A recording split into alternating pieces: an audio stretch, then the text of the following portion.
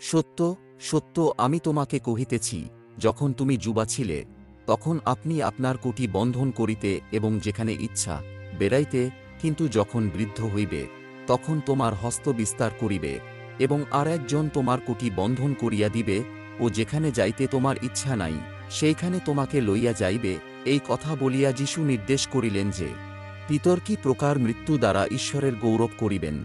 এই কথা বলিবার পর তিনি তাহাকে বলিলেন, আমার পশ্চাৎ আইসো। পিতর মুখ ফিরাইয়া দেখিলেন, সেই শিষ্য পশ্চাৎ আসিতেছেন, যাহাকে যীশু প্রেম করিতেন এবং যিনি রাত্রিভোজের সময় তাহার বক্ষস্থলের দিকে হেলিয়া পড়িয়া বলিয়াছিলেন, প্রভু, কে আপনাকে শত্রুহস্তে সমর্পণ করিবে। তাহাকে দেখিয়া পিতর যীশুকে বলিলেন, প্রভু, ইহার কি হইবে। যীশু তাহাকে বলিলেন, আমি যদি ইচ্ছা করি, এ আমার আগমন পর্যন্ত থাকে, তাহাতে তোমার কি, তুমি আমার পশ্চাৎ আইসো। আমেন।